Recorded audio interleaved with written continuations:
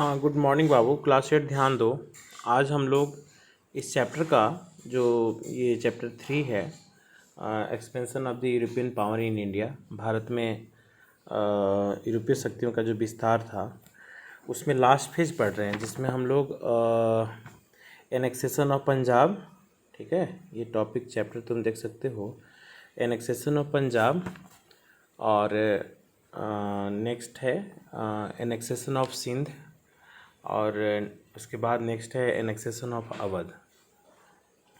जैसे बड़े राज्यों को, है ना, ब्रिटिश ईस्ट इंडिया कंपनी ने ताकत के बल पर, जिसमें मैसूर और मराठा का तुम लोगों ने देखा कि अपने राज्य में शामिल कर लिया था, तो थोड़ा बहुत रहा सहा कसर अब एक मध्यम स्तर के जो राज्यों में रह गया था वो हमारा पंजाब, सिंध और अवध रह गया था, जिसको मर्ज करना ब्रिटिश ईस्ट इंडिया कंपनी के लिए बहुत ज़रूरी हो गया था, ताकि वो अपनी भारत में एक मतलब विदाउट एनी हेजिटेशन एक निष्कंटक राज स्थापित कर सके, है ना। क्योंकि इसमें तुम लास्टली देखोगे भी कि दे भी रहा है कि सिख के हराने के बाद में remain no active power which could pose a threat to be the security of the English in India. ये मैसूर को हराने के बाद में, मराठों को हराने के बाद में जब सिखों को इसने पराजित कर दिया, तो ऐसा उसको लगा कि अब भारत में हमें पराजित करने वाला कोई नहीं है और अब हम आराम से, है ना, अपनी सुरक्षा कर सकते हैं और अपने व्यापारिक गतिविधियों को हम लोग अंजाम दे सकते हैं, ठीक है। तो देखो, ये मैं ब्रीफिंग कर रहा हूँ, इसको तुम ध्यान से देखोगे। ऐसे मैंने रीड बिटवीन द लाइन पढ़ दिया है सारी चीज़ों को, जहाँ इम्पोर्टेंट था वहाँ पर हमने इसको अंडरलाइन भी कर दिया है, जो आपको समझने में सुविधा भी होगी। लेकिन फिर भी मैं इसको लाइन बाय लाइन ब्रीफिंग करते जा रहा हूँ ताकि तुम्हें कोई असुविधा ना हो, ठीक है। तो यहाँ देखो, मैं इसकी पंजाब वाली कंडीशंस का पहले ब्रीफिंग कर रहा हूँ कि किन कारणों में, किन हालातों में जो था हमारा पंजाब का ये संबंध हमारा ब्रिटिश ईस्ट इंडिया कंपनी से ख़राब हुआ। हालांकि शुरुआत में तो पंजाब के साथ में रिश्ते काफ़ी अच्छे थे, लेकिन ईस्ट इंडिया कंपनी का उद्देश्य हमारा अच्छे रिश्ते तो रखना था ही, ज़्यादा से ज़्यादा था कि बड़े साम्राज्य को अपने हिस्से में लाना और वहाँ के शासन व्यवस्था का पूरा हमारा फ़ायदा उठाना। तो मैं फर्स्ट पैराग्राफ को ब्रीफ कर रहा हूँ। इसमें दे रहा है कि first regular contact between the Ranjit Singh and the British seems to be have been made in 1800। British East India Company का पंजाब के जो राजा थे हमारे रणजीत सिंह, उनसे जो पहला कॉन्टैक्ट हमारा हुआ, जहाँ पर वो एक दूसरे से मिले, है ना, ये 1800 था, जहाँ पर occasion was when India was, है ना, threatened by invasion of the Zaman Shah, है ना। जमन शाह के द्वारा जब, है ना, भारत को थ्रेटेन किया जाता था, जो अफ़गानी रूलर था हमारा, ठीक है, जिसको इनवाइट किया था हमारा टीपू सुल्तान ने, है ना, कि मतलब हमारे खिलाफ़ में जो भी शक्तियाँ काम कर रही है उसको डिस्ट्रॉय करने के लिए तुम मेरा साथ दो। अलग बात है कि टीपू सुल्तान तो तुम्हारा 1799 यानी कि 1799 में हल्दी घाटी की जो चौथी लड़ाई थी, है ना, आंग्ल मैसूर वार, हल्दी घाटी वाला, जिसमें वो मारा गया। ये श्रीरंगपत्तनम में, है ना, ये जो था फोर्थ वाला तो श्रीरंगपत्तनम में था ना, वहाँ पर हल्दी घाटी में तो उसका बाप मारा गया था, है ना, ये टीपू सुल्तान का हैदर अली, आंग्ल मैसूर वार सेकेंड में तुम्हारा। तो इसमें श्रीरंगपत्तनम में वो फाइनली मारा गया, लेकिन जमन शाह जो था ना, उसकी जड़ें जो थी भारत में जम गई थी, और वो कहीं ना कहीं भारतीय परमाणुटेसी के लिए और भारतीय जो राज्य थे उसके लिए खतरा हमारा बना हुआ था। तो इसमें दे रहा है कि as a precautionary measure the British send, है ना, Munshi Yusuf Ali to the court of the Ranjit Singh to reach present to the win the Maharaja over the British side, है ना, ब्रिटिश साइड में मर्ज करने के लिए बोला कि इस जमन शाह को पराजित करने के लिए रंजीत सिंह के यहाँ एक अपना दरबारी भेजा यूसुफ अली को कि आप जाइए और रंजीत सिंह के पास में प्रस्ताव ले जा करके कहो कि आप जमन शाह को पराजित करने के लिए ने ब्रिटिश ईस्ट इंडिया कंपनी का साथ दें, ठीक है। तो दे रहा है कि सुन however when he learn that and danger of Zaman Shah invasion receded Yusuf Ali was record. तब तक वो काफ़ी ख़तरनाक हो चुका था, इसी बीच में यूसुफ अली खां को ना वापस हमारा बुला लिया गया। नेक्स्ट दे रहा है कि the contact was again in 1805। 1805 में दोबारा कॉन्टेक्ट हमारा महाराजा रणजीत सिंह के साथ होता है, जिसमें Maratha chief Holkar entered Punjab for help from Ranjit Singh. जहाँ पर ये मराठा चीफ जो थे होलकर, ये मदद मांगने आए थे रणजीत सिंह से ब्रिटिशों के ख़िलाफ़ में कि आप हमें मदद करें जब ये आंग्ल मराठा वार हमारा चल रहा था। आंग्ल मराठा वार एक बार फिर से याद करो, ये सेकंड आंग्ल मराठा वार था जो पिछले दिनों तुम पढ़ चुके हो, जिसमें ये होलकर जो थे मराठा रीजन के जो होलकर प्रमुख थे हमारे, वो आए थे रणजीत सिंह के पास में मदद मांगने के लिए। But he refuse Holkar to help against the British in 1806। Ranjit Singh signed a treaty of friendship with the General Lake. लेकिन महाराजा रणजीत सिंह ने होलकर को ना मदद करने से मना कर दिया अंग्रेज़ों के ख़िलाफ़ में, ठीक है ना। और 1806 में एक हमारी संधि होती है, फ्रेंडशिप मित्रता की एक संधि होती है, ठीक है, जिसमें बात हुई थी कि एग्रीइंग टू फोर्स, है ना, जसवंत राव होलकर टू लीव अमृतसर। आप यहाँ से चले जाइए। अमृतसर के जो में आए थे होलकर, उनको बोला गया कि आप चले जाइए। And General Lake in turn and promise that the English neighbour from any plans for the seizure of Ranjit Singh possession and the property. और इसके बदले, है ना, ब्रिटिश ईस्ट इंडिया कंपनी ने बोला कि आप होलकर को मदद मत कीजिए। और उस फ्रेंडशिप में जो हमारा एग्रीमेंट हुआ था, उसमें जनरल लेक ने बोला था कि भविष्य में मैं कभी भी रणजीत सिंह के जो पोसेसन एंड प्रॉपर्टी है ना, उस पर मैं अपना हक नहीं जमाऊंगा, है ना, और आप हमारे एक अच्छे मित्र बने रहेंगे। As the danger of the French involution of the India became remote, the English adopted a stern policy towards the Ranjit Singh. लेकिन जब वो फ्रांसीसियों के साथ में उसकी अपनी जो कंट्रोवर्सी थी, जहाँ पर फ्रांसीसी भी अपने आप को यहाँ स्टेबल करना चाहते थे और ब्रिटिश ईस्ट इंडिया कंपनी नहीं चाहती थी कि कोई अन्य शक्तियाँ हमारे भारत कॉलोनीज़ पर अटैक करे या उसके साथ हमारे कॉम्पिटिटर बन के कोई रहे।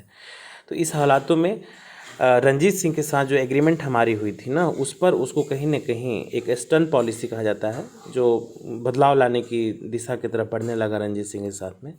And he was given a note of the general Metcalfe, है ना। Ranjit Singh was asked to restore all the places he has taken possessions in 1806। ये 1806 के जो पोसेशन पर चर्चा हमारी हुई थी, उसमें ये पुनः उसको वापस बहाल करने की बात की जाने लगी। They would confirm that his army to the bank of the Sutlej के आसपास में आर्मी को सेटलमेंट की बात होने लगी।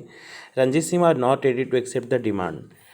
जब ये प्रपोजल ब्रिटिशों के द्वारा रणजीत सिंह को दिया गया तो रणजीत सिंह जो थे इसके लिए तैयार नहीं थे।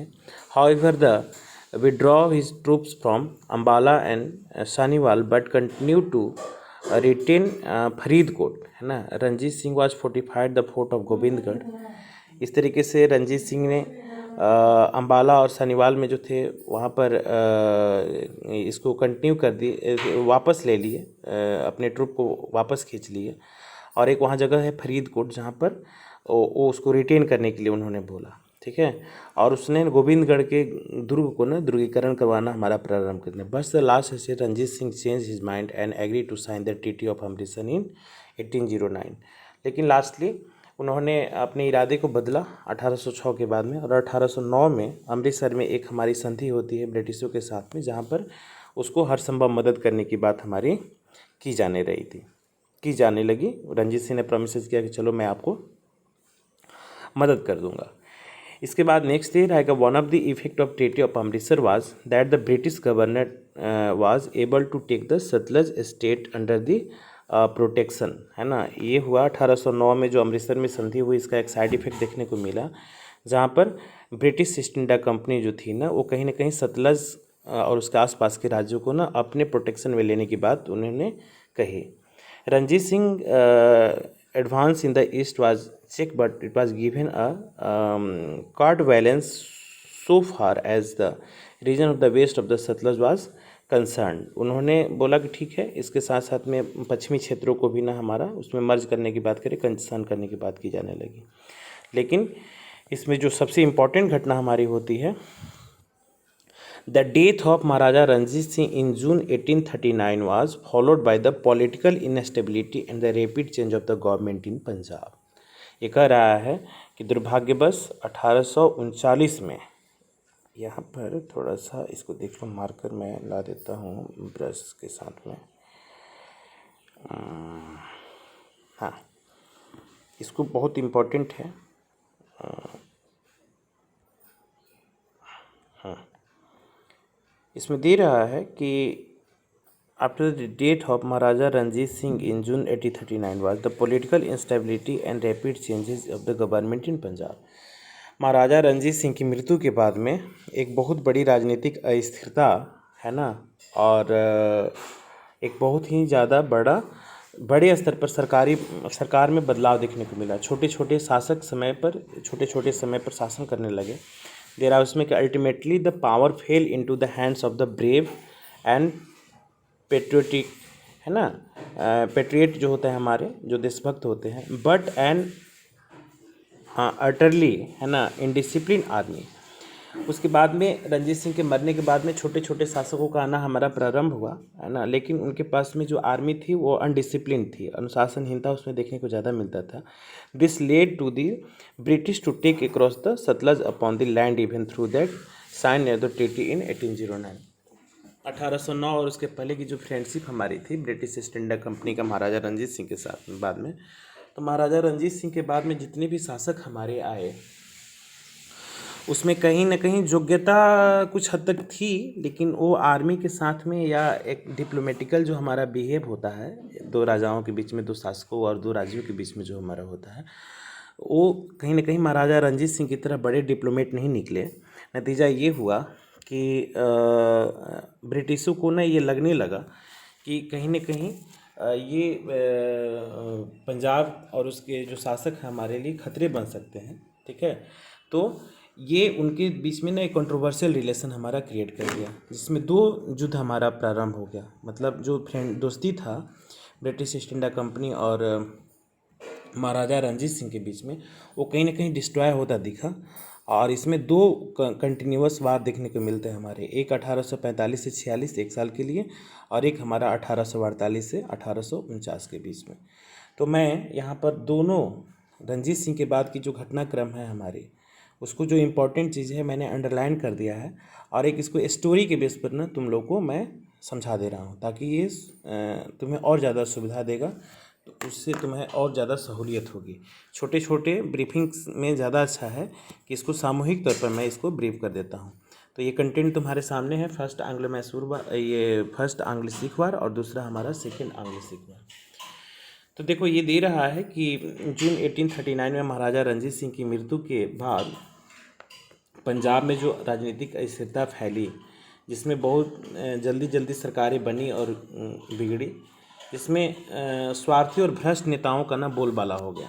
स्वार्थी मतलब सेल्फिश जो हो गए हमारे। मैं फर्स्ट वर्ल्ड वार और रणजीत सिंह के जस्ट बाद वाला जिक्र कर रहा हूँ, किन हालातों में हमारे इस आंग्ल मैसूर वार का हमारा पटकथा लिखा गया, जिसमें दे रहा है कि अंत में सत्ता जो थी बहादुर और देशभक्त लोगों के हाथों में तो जरूर गई, मगर एकदम अनुशासनहीन सेना के हाथों में आई। ये शासक जो थे हमारे बाद में कुछ हद तक बहादुरी दिखाने का प्रयास किया, देशभक्ति भी दिखाने का प्रयास किया, जिस पर अभी जस्ट मैंने चर्चा किया था, है ना, ब्रेव एंड पेट्रियोटिक, है ना।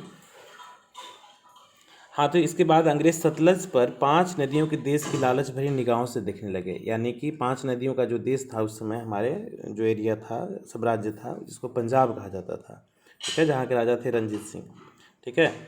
और उन्होंने 1809 में रणजीत सिंह के साथ जो अस्थायी मित्रता के संधि पर हस्ताक्षर किए थे, उसमें कहीं ना कहीं उनके बीच में मनमुटाव आने लगा, और लगा कि चलो इस बढ़िया मौका है पंजाब को अपने राज्य में शामिल कर लिया जाए। क्योंकि ब्रिटिश ईस्ट इंडिया कंपनी जो भी निगोसिएशन और एग्रीमेंट हमारे किसी भी शासक को साथ करती थी, तो वो एक हद तक मतलब उसको निर्वाह करती थी, लेकिन जैसे ही मौका मिलता था, है ना, उसको कहीं ना कहीं साम्राज्यवाद विस्तार नीति का भूत सवार था ब्रिटिशों के ऊपर में, जैसा भी चाइना पर ऊपर सवार है और पाकिस्तान पर। लगता है कि भारत को ना पूरा राज्य हड़प लेगा सब, ऐसे। ठीक है। तो ये एग्रीमेंट जो 1809 में हुआ था उसमें कहीं ना कहीं दरार दिखने लगी, मतलब एक मिसअंडरस्टैंडिंग दिखने लगी और ब्रिटिश ईस्ट इंडिया कंपनी जो थी पंजाब पर लालच भरी नज़रों से देखने लगी। इसमें दे रहा है कि अंग्रेजों के जो कार्य पंजाब के भ्रष्ट सरदारों के साथ उनकी साजिशों के कारण पंजाब की सेना भड़क उठी। वो बता ही रहे थे कि जो अनडिसिप्लिन आर्मी थी वो कहीं ना कहीं वो वहाँ के शासकों के कंट्रोल में नहीं थी। और ये इस तरीके से 1845 के जो हमारा फरवरी और जनवरी का जो महीना था, है ना, उसमें पंजाब में ये काम पहुँचा कि जो ब्रिटिश ईस्ट इंडिया कंपनी की जो नावें थी जो कहीं ना कहीं पुल बनाने के लिए काम कर रही थी, वो फिरोजपुर की तरफ भेजा जा रहा है, जिसमें आर्मी का ट्रूप है हमारा, है ना, आर्मी उसके ऊपर में अटैक करना चाह रही थी। और दे रहा है कि इसमें अतिरिक्त सेना रखी गई जो पंजाब में लगने वाली सीमा के लिए अतिरिक्त रेजिमेंट भी भेजी जा रही है जो कहीं ना कहीं पंजाब के ऊपर में अटैक करना चाह रही थी। थोड़ा सा मैं एडवांस में मैं इसको बता रहा हूँ तुम लोगों को सुविधा के लिए, तुम कहानी ये ज़्यादा सहज समझ तो, चूँकि तुम्हारे बुक में बहुत कम दिया है तो मैं उसको ब्रीफिंग थोड़ा सा बढ़ करके कर दे रहा हूँ तो कि तुम्हें जानने में यह सुविधा होगी भेजी जा रही है। और पंजाब की सेना को विश्वास हो गया कि अंग्रेज पंजाब पर कब्जा करने के लिए उत्सुक हैं, आमदा हैं। और फिर पंजाब की सेना ने भी जबाई कार्रवाई करना प्रारंभ कर दिया। और दिसंबर में सेना ने सुना कि प्रधान सेनापति जो लॉर्ड गॉफ था और जनरल लॉर्ड हार्डिंग फिरोजपुर की ओर बढ़ रहे हैं, तब उसने हमला करने का फैसला किया। और इस तरीके से 13 दिसंबर 1845 के, है ना, दिन ऐसा देखने को मिला कि ये पहला जो आंग्ल सिख वार प्रारंभ हुआ, दोनों के बीच युद्ध छिड़ गया। और इस जो ईस्ट इंडिया कंपनी जो थी ब्रिटिश के द्वारा, ये विदेशी खतरा को देखते हुए उस समय हिंदू मुस्लिम सिख सब एक हो गए। और पंजाब की सेना ने बहुत बहादुरी के साथ में लड़ा भी, है ना, लेकिन उसके कुछ नेता अंदर ही अंदर गद्दार बन चुके थे। जैसे तुमने देखा होगा वहाँ पर बंगाल में, है ना, सिराजुद्दौला के जो सेनापति मीर जाफ़र था वो उसको बोला कि लड़ो और उसको धोखा दे दिया कहीं ना कहीं। या ये पृथ्वीराज चौहान को जो जयचंद ने धोखा दिया था, इस तरीके का गद्दार थे। जिसमें प्रधानमंत्री राजा लाल सिंह और प्रधान सेनापति जो हमारे थे मिस्र तेज सिंह की का शत्रु के साथ गुप्त पत्र व्यवहार भी जारी था। आपस में वो लेटर्स के साथ चर्चा करते थे और पंजाब की सेना की छोटी मोटी जो कमजोरियां थी उससे वो अवगत कराते रहते थे। पंजाब की सेना हार स्वीकार करने के लिए 8 मार्च 1846 को लाहौर में एक अपमानजनक संधि हुई, जिस पर उसको हस्ताक्षर करने पर बाध्य होना पड़ा, जिसमें अंग्रेजों ने जालंधर के द्वाब को हड़प लिया और 50 लाख नगद लेकर जम्मू और कश्मीर का राजा गुलाब सिंह जो डोगरा थे ना, उनके हवाले पंजाब को कर दिया। मतलब इस तरीके से 8 मार्च इसमें तुम्हारे बुक में भी दे रहा है सिख का जो 1846 का ट्रीटी ऑफ लाहौर, यहाँ देख सकते हो, है ना। और 50 लाख रुपए नगद लेकर के जम्मू और कश्मीर का जो राजा थे हमारे गुलाब सिंह डोगरा, उसके हवाले पंजाब को कर दिया गया और पंजाब की सेना को ना छोटा कर दिया गया। ठीक है। इसके बाद जो नेक्स्ट घटना हुई ये हुई तुम्हारी 1846 में समझौता हुआ दोबारा, सेकेंड ट्रीटी ऑफ लाहौर, जिसमें तय किया गया कि एक विभाग सारे मामलों में लाहौर स्थित अंग्रेज रेजिमेंट को पूरा अधिकार दे दिया गया। अंग्रेज लोग इस पर हस्तक्षेप करेंगे, उसकी मॉनिटरिंग पूरा करेंगे। इसके अलावा राज्य के किसी विभाग में सेना तैनात करने की छूट अंग्रेजों को मिल गई, यानी कि अंग्रेज जो थे अब पंजाब और उसके आसपास के क्षेत्रों पर सेना का हमारा अधिकार जम चुका था और अपने हिसाब से अपना एडजस्टमेंट करते थे। अंग्रेज रेजिमेंट ही पंजाब का वास्तविक शासक बन बैठा और पंजाब अपनी स्वाधीनता खो करके एक अधीन राज बन चुका था। मतलब उसकी अपनी एक परमानेंटेसी, उसका अपना एक जो फ्रीडम था वो समाप्त हो गया और वो ब्रिटिश ईस्ट इंडिया कंपनी के परमानेंटेसी में आकर के हमारा उसको एक अधीन राज्य के तौर पर हमारा कार्य करना पड़ने लगा।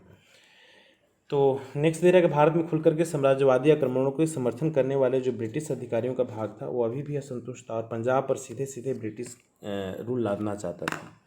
नतीजा ये हुआ, ये अवसर मिला उसे 1848 में, जब सिंह आंग्ल सिख वार दोबारा हुआ 48 में, जहाँ पर जो फ्रीडम के लिए उत्सुक हमारे पंजाबी लोग जो थी, जो उनका अपना विद्रोह था, वो चूँकि पंजाब के अंदर ही स्वतंत्र राज्य बनाने को लेकर के एक हमारा विद्रोह छिड़ गया था।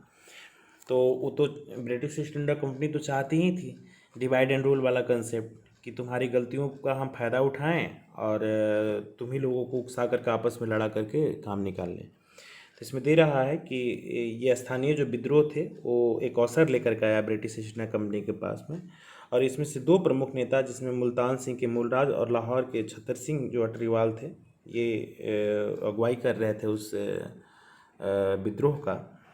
एक बार फिर पंजाबियों को इसमें निर्णायक हार हुई, दोनों तरफ से लड़ाई हुई, आंग्ल और सिखों के बीच में लड़ाई हुई, और इस अवसर का फ़ायदा उठा करके लॉर्ड डलहौजी ने पंजाब को हड़प लिया तथा इस तरीके से भारत का एक अंतिम और स्वाधीन राज्य ब्रिटिश राज्य में मिला लिया गया।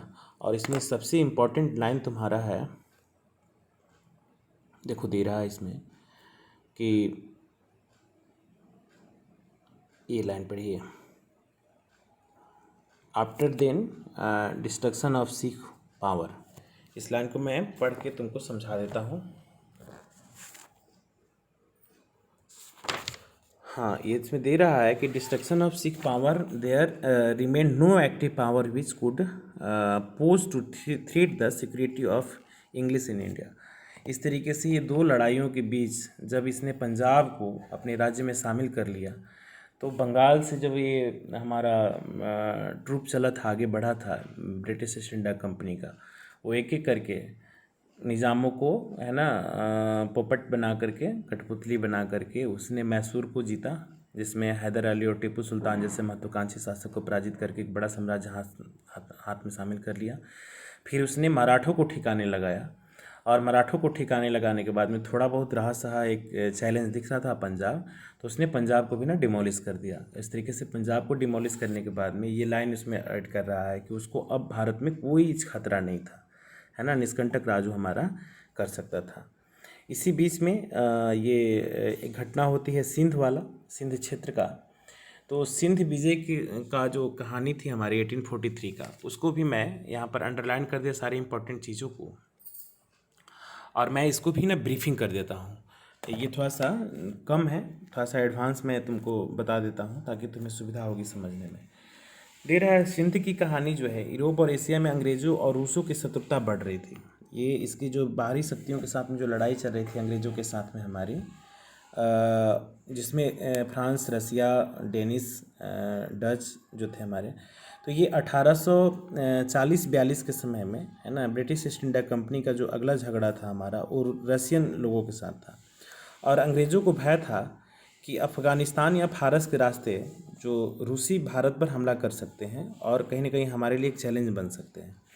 तो सिंध की विजय जो है ना, सिंध को पराजित करने का या एनेक्सेशन ऑफ सिंध जो इसमें दिखा रहा है 1843 का, सिंध को हराने का और उसको बाद विजय प्राप्त करने का परिणाम यही था कि रूस को भारत आने से रोकना था। ठीक है, रूस को रोकने के लिए ब्रिटिश सरकार ने अफगानिस्तान और फारस में अपने प्रभाव बढ़ाने का फैसला किया। ये बस एक ही सिंध को पराजित करने का और सिंध को अपने राज्य में शामिल करने का या सिंध के ऊपर नियंत्रण रखने का कारण था कि किसी तरीके से हम रसियन लोगों से बच सकें। ठीक है, और ये वहाँ उस समय के जो हमारे गवर्नर जनरल थे उसने महसूस किया कि यह नीति तभी सफल हो पाएगी जब हम सिंध को ब्रिटिश के नियंत्रण में लाया जाएगा। ठीक है, और सिंध नदी के व्यापारिक उपयोग की पूरी संभावनाएं जो थी एक लालच के भी कारण थी हमारी। सिंध और उससे जो जुड़ा हुआ हमारा क्षेत्र था जहाँ पर नेविगेशन के माध्यम से बहुत सारे ऐसे बिजनेस, व्यापार और व्यवसाय हमारे किए जा सकते थे। ये भी एक लालच भरी दृष्टिकोण था हमारा ब्रिटिश ईस्ट इंडिया कंपनी का।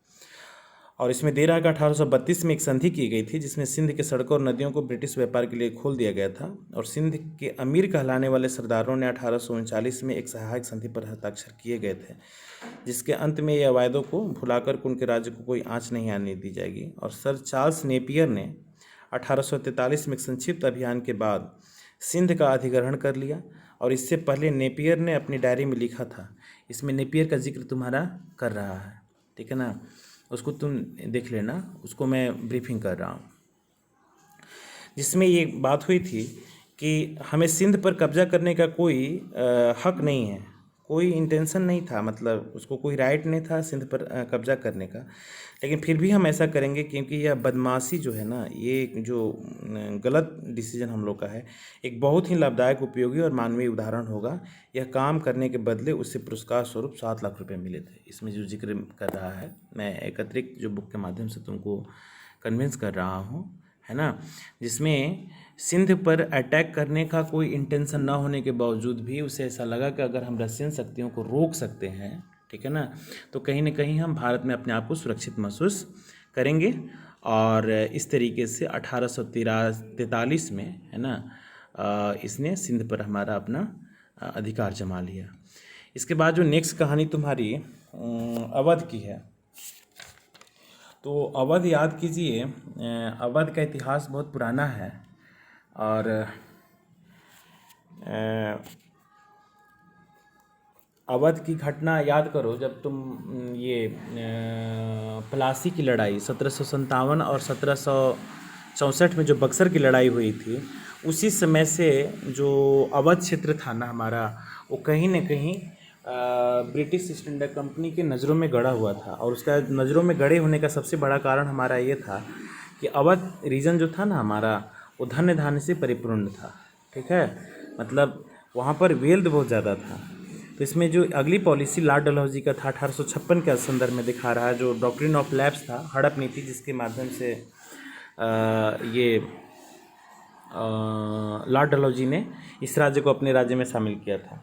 तो दे रहा है कि लॉर्ड डलहौजी की निगाहें जो थी अवध के साम्राज्य को हड़पने पर लगी हुई थी और इस काम में कुछ बाधाएं थी, जिसके पहले बक्सर की लड़ाई के बाद से ही अवध नवाब अंग्रेज़ों के सहयोगी रहे थे। इसके अलावा उन तमाम वर्षों में भी अवध के नवाब अंग्रेज़ों के सहयोगी रहे थे, अंग्रेज़ों के सबसे अधिक आज्ञाकारी भी रहे थे। अवध के नवाब के कई उत्तराधिकारी थे, इसलिए इस राज्य पर विलय का सिद्धांत भी लागू नहीं किया जा सकता था।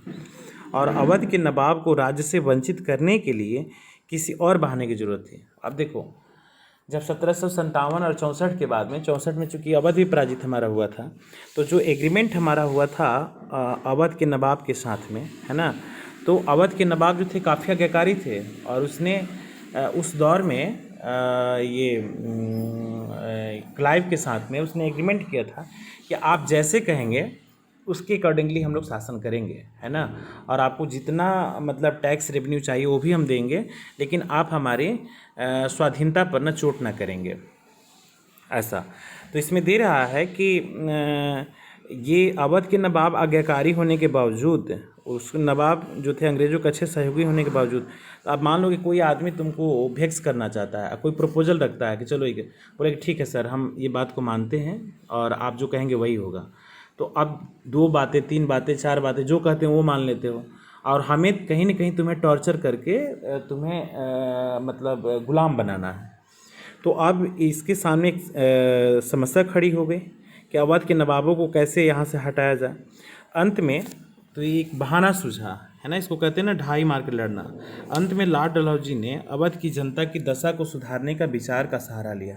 उसने बोला कि अभी इस सब तो दाल गल नहीं रही है, तो उसने वहाँ के जो शासक थे वाजिद अली शाह, उसके ऊपर में इल्ज़ाम लगाया कि आप ठीक से शासन नहीं चला रहे हैं, ठीक है, और वहाँ की जनता के आप अच्छे हितैषी नहीं हैं और कहीं ना कहीं उसकी जनता को और अधिकार चाहिए और उस पर और उसकी एम्पावरमेंट की ज़रूरत हमारी है। तो इसके ऊपर में एक इल्ज़ाम लगाया गया, झूठा इल्ज़ाम था, क्योंकि वाजिद अली शाह काफ़ी अच्छे शासक थे और वहाँ की जनता के साथ अच्छा व्यवहार था उनका। इसके बाद में अवध राज्य को 1856 में हड़प नीति के तहत में ना उसको शामिल कर लिया गया और इसमें जिक्र कर रहा है कि अवध के शासन का पतन यहाँ की जनता के लिए कष्टकारक था। स्वाभाविक है, कष्टकारक तो होगा ही। वाजिद अली शाह जो एक अच्छा शासक, जो उसका लोकल लीडर था, वो जब उसके ऊपर में अच्छा शासन करता था, तो ये डलहौजी जो था कहीं ना कहीं अपनी उल्लू सीधा करने के लिए और ब्रिटिश राज्य के साम्राज्य का विस्तार करने के लिए झूठा आरोप लगा करके ना कहीं उसको अपने राज्य में शामिल कर लिया। और यही कारण था, दे रहा है कि वहाँ की समृद्धि ना उसको परेशान करती थी लॉर्ड डलहौजी को। वो सोचता था कि अवध क्षेत्र जो थे ना काफ़ी संपन्न और समृद्ध एरिया है और मैनचेस्टर से जो भी कपड़े या तमाम प्रकार की ऐसी चीज़ें आती है वो उसके लिए एक बहुत बड़ा मार्केट हमारा बन सकता था। तो साम्राज्य विस्तार तो उसके लालच भरी निगाहें ही तो थी, जहाँ से टैक्स रेवेन्यू ज़्यादा आ सके, जहाँ हमारा एक अच्छा मार्केट मिल सके। और इस तरीके के जो एनेक्सेशन ऑफ अवध जो था हमारा, वहाँ के शासक और वहाँ के जो जनता थी उसके लिए एक अपमानजनक संधि थी। और ये 1856 की जो अवध को भारत, ये ब्रिटिश ईस्ट इंडिया कंपनी राज्य में शामिल करने का जो परिणाम था हमारा, वो कहीं न कहीं एक एनेक्जाइटी के तौर पर, एक बहुत बड़ी चिंता के तौर पर उभरा। और इसमें दे रहा है कि thus in the loss of the prestige of them the this various ways the annexation of Awadh contributed to the mutiny of 1857। और चूँकि ये घटना 1856 की थी और उस समय हड़प नीति में जो भी राज्य शामिल किए गए थे, चाहे झांसी हो, चाहे अवध हो, चाहे सतारा हो महाराष्ट्र वगैरह के रीजन का, जो लखनऊ वाले क्षेत्रों को भी शामिल करने का प्रयास किया गया था, ये सब हमारे जो थे ना जले भुने हुए थे अंग्रेज़ों से। और कहीं ना कहीं 1857 की जो क्रांति थी हमारी, उसकी पटकथा लिखने के तत्कालिक कारणों में से ये हमारा डलहौजी की हड़प नीति हमारी साबित हुई। और उसके तत्कालिक कारणों में तो ज़रूर था कि माना जाता है कि वो जो मंगल पांडे वाली घटना, जो कारतूस चबा करके खींचने के माध्यम से जो धर्म परिवर्तन की बात हुई थी, लेकिन ये सब इम्पोर्टेंट और मोटे फैक्टर्स थे हमारे, जो कहीं ना कहीं 1857 की विद्रोह की पटकथा लिखने के लिए काफ़ी थे हमारे। इसमें देखो नेक्स्ट है, दे रहा है कि causes of the defeat of the Indian state, भारतीय राज्यों को हारने का सबसे बड़ा कारण हमारा क्या था। दे रहा है कि regional state which emerge as the result of the disintegration of the Mughal empire was a small in size and weak in resources. दे रहा है कि मुगल साम्राज्य के पतन के बाद में जो भी छोटे छोटे राज्य इंडिपेंडेंट होने लगे तो उसका साइज छोटा था और उसके पास में संसाधन की कमी थी, है ना। ब्रिटिश ईस्ट इंडिया कंपनी को एक बहाना मिल गया। छोटे छोटे राज्यों को कहा जाता है ना कि यूनिटी इज स्ट्रेंथ, एकता में बल होता है। इसमें हिंदी में कहानी तुम लोग पढ़ते होगे कि एक बूढ़ा बाप था, है ना, वो अपने 4 बेटों की लड़ाई झगड़े से काफ़ी चिंतित रहता था। तो जब मरने लगा तो उसने बोला कि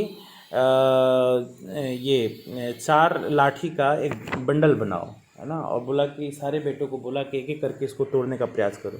चारों में से कोई इसको नहीं तोड़ पाया, है ना। लेकिन फिर बाद में उसने गट्ठर को खोल दिया और एक एक लाठियाँ चारों बेटों को दिया और बोला कि अब इसको तोड़ के दिखाओ। चारों बेटे ने उसको तोड़ दिया। तो ये ऐसे ही घटना हमारी उस समय मुगल काल के समय के बाद थी। जब छोटे छोटे राज्य थे तो उसको पराजित करना अंग्रेज़ों के लिए बायां हाथ का खेल था, बहुत आसानी से काम ही कर लेता था। तो ये एक बहुत बड़ा कारण था हमारा उसको पराजित होने का। नेक्स्ट दे रहा है कि this state were engage in fighting against each other. ये छोटे छोटे राज्य थे ना, आपस में ही लड़ते रहते थे। They did not unite to fight against the British, और कभी भी ब्रिटिश के खिलाफ लड़ने के लिए, है ना, एकता के सूत्र में नहीं बंध पाए। नतीजा ये हुआ कि वो तो चाहता ही था कि डिवाइड एंड रूल, फूट डालो और राज करो, आपस में लड़ के ख़त्म हो जाओ, कमज़ोर पड़ जाओ, फिर हम तुम्हारे ऊपर में अटैक करके राज्य में शामिल कर लेंगे, क्योंकि वो डोमिनेंट पावर था हमारा। Indian rulers did not provide a stable and efficient government to the people, hence could not win the loyalty of this subject. इसके बाद में तुमने देखा होगा, चाहे सिख हो, चाहे हमारा होलकर हो, सिसोदिया हो, भोसले हों, मैसूर के जो शासक थे हमारे टीपू सुल्तान और हैदर अली के छोड़ो, तो ये सब नालायक थे और वहाँ की जनता का विश्वास उससे नहीं प्राप्त था। तो एक बहुत बड़ा फैक्टर था हमारा इसकी डिस्ट्रैक्शन का। जो जनता वहाँ नाखुश थी और वो कहीं ना कहीं अपने प्रिंसली राजाओं को ही ना कहीं बर्बाद होना देखना चाहती थी। मैनी स्टेट लाइक हैदराबाद चू ये तो खैर करने नहीं था। हैदराबाद के निज़ाम जो थे वो एक सबसे बड़े विलेन थे। वो हमेशा ब्रिटिश ईस्ट इंडिया कंपनी के प्रोटेक्शन रह करके ना बहुत सारे हिंदू राज्यों का जो प्रिंसली स्टेट के वीकनेस को बताते रहते थे और एक विलेन के तौर पर हमारा भारतीय राज्यों को पतन का एक सबसे बड़ा कारण हमारे बनते रहे। दे रहा कि Britain was a great noble power and India rulers fell and easy prey to British imperialism. दे रहा कि वो एक बहुत बड़ी शक्ति थी और उसका एक जुनून था, पैसन था कि किसी भी तरीके से हम ब्रिटिश एम्पायर को एक बड़ा एम्पायर बना दें।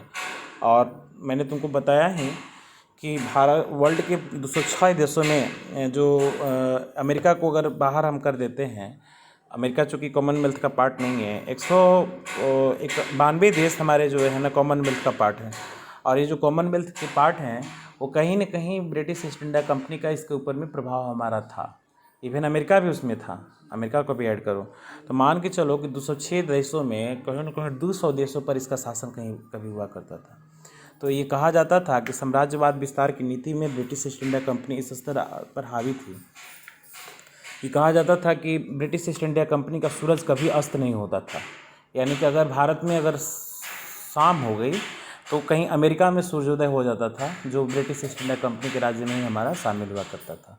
तो इस तरीके के एक बड़े साम्राज्य का हमारा प्रतिनिधित्व ब्रिटिश ईस्ट इंडिया कंपनी ने लंबे समय तक किया और हमारे देश में तो लगभग तुम्हारे 350 सालों तक उसका शासन रहा। 1947 में हम लोग आज़ाद हुए।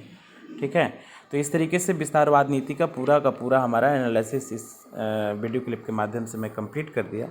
ठीक है, तो इस वीडियो क्लिप में बस इतना ही। आप इसको देखने समझने का प्रयास करिए, और यदि कहीं कोई दिक्कत आती है then absolutely you can ask me, है ना, if you have any questions any problems.